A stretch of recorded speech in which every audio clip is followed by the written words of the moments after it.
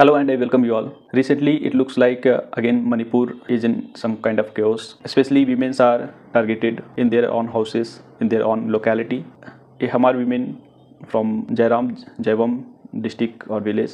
She was targeted in her own house. She was brutally killed, raped, assaulted, and burnt alive in her own house. And yes, it is happening in Manipur. This woman was no ordinary person. She was a teacher.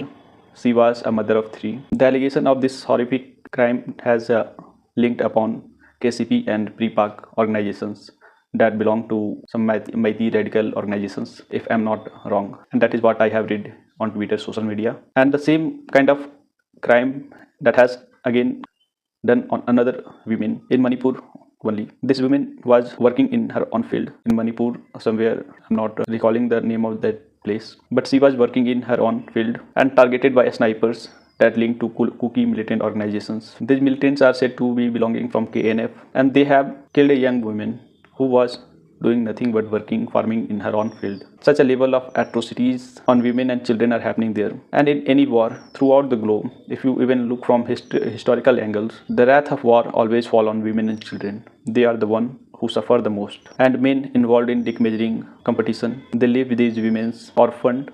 The children are orphaned and they have no future. Some of you viewers asked me to support ArambaiTenggol. I know very well what ArambaiTenggol is. It's a so-called mighty cultural organization that is trying to revive old mighty practices in Manipur, and also alleged to have militant organizations supporting militancy against refugees, against Kuki, Jomi militant organizations, and they are also very powerful. I understand that, I know very well that. And look, I cannot support such kind of cultural organizations that flourish on propaganda based on historical legends. These organizations are very well known for brainwashing people and gaining political powers, and these kind of organizations are everywhere throughout India. I have a long list of names about these peoples. Their leaders are very much manipulative.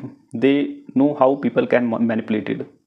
They know the sentiments of people attached to their culture and religion, ethnicity, language. It's been in South India, it's in North India, it's everywhere. In Manipur, they are mobilizing people based on old mighty custom, mighty proud, and the issue of land, the right over forest, right over every resources in Manipur. My support to mighty community is basically and strictly based upon their ancestral rights over forest, rights over hills, and rights over shared resources. They must get the right, especially the tribal rights to buy property in hill areas, right to buy land and resources anywhere in Manipur. They shall have right over that resources. But I cannot support an organization whose basis is hate toward fellow Indians, hate toward other tribals. In this case, a Hamar woman, she was targeted. She was a teacher, she was an educationalist, and she was killed on a spot on her own house. And there is no justification about that. I don't know what the reason behind that or what was the case. What I see is present, and what I see the fact is she is no more in this world. Similarly, the former woman, she was also killed. She became prey to Kuki terrorist militants, you can say. She was targeted for just being linked to mighty community, and it's very brutal incidents reminding us from, and a reminder of you can say barbarism of past. In this whole chaos and ruckus, I think government works as mere a spectator. It's not taking any proactive step, and possibly I think that's because of people themselves are armed there. People themselves are having weapons, ammunitions, everything. They are controlling their respective territories, marking their border fences, and that's a very bad precedence that you are setting for your upcoming generations, youngs and adolescents who are trying to build their career. It's very bad example for them. It's very bad environment for them, growing up in such environment that has no future, no hope for future. And the land you are trying to just hold, what's the relevance of that land? Let me speak very frankly, like, what's the relevance of that land? What's the utility? What you grow there? That's unproductive land, first of all. That's not able to support a large population. The only thing you can do there is growing opium, or barely you can sustain by agriculture. In Manipur, Nagaland area, you have to see from different angles. You have to see from economic perspective, bringing more employment in that area.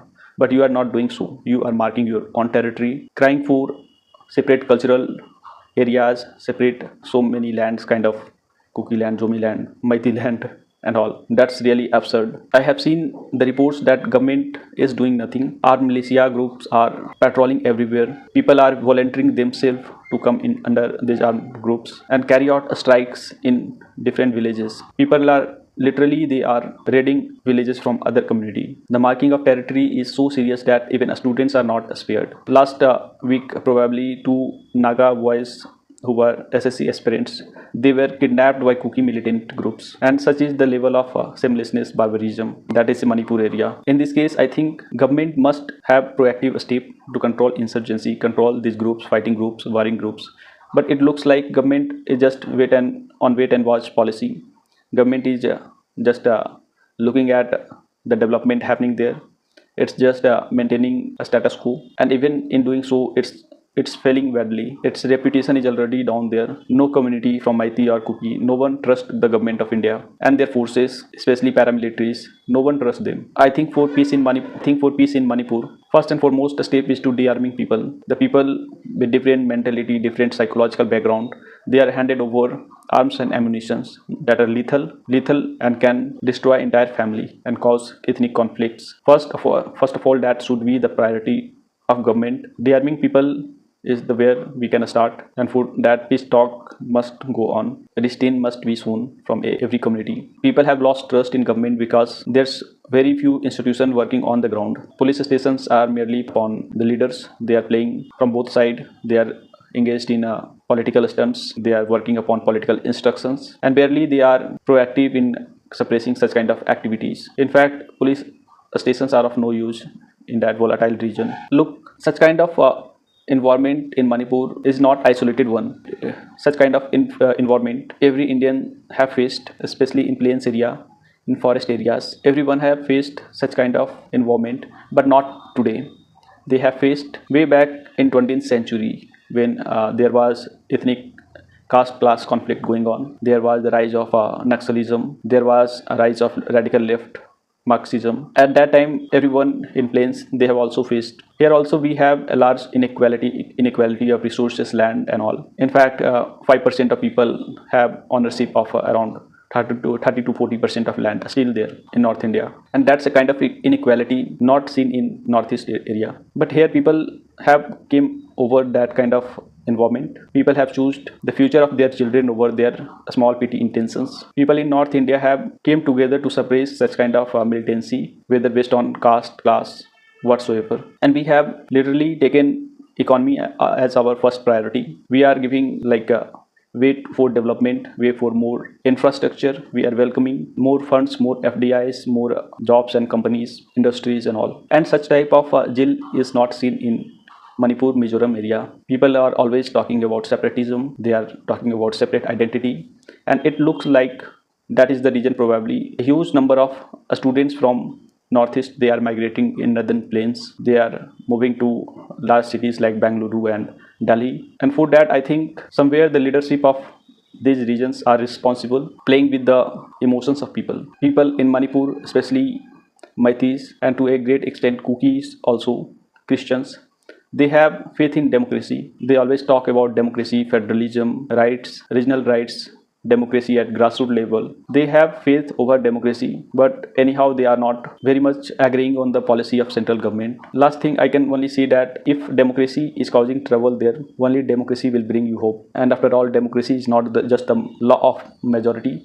It's also about protection of minorities. And anyone from Manipur, Mizoram, you are watching this video, you must come to fact that you shall not be the pawn of any organization. You shall not be just brainwashed by any cultural ethnic organization who is playing with not just you but your entire generation. You shall strictly avoid them and condemn them for fueling ethnic conflicts. Yes, rights issues are there, but for that you must not raise your arms. You shall ask the government and state machinery. You shall help them in strengthening their constitutional power in those areas. Only a state machinery, I know they are corrupt, they are useless, they are lethargic, but only they can bring you justice. And that is for all, guys. That's for today. Bye. Thank you.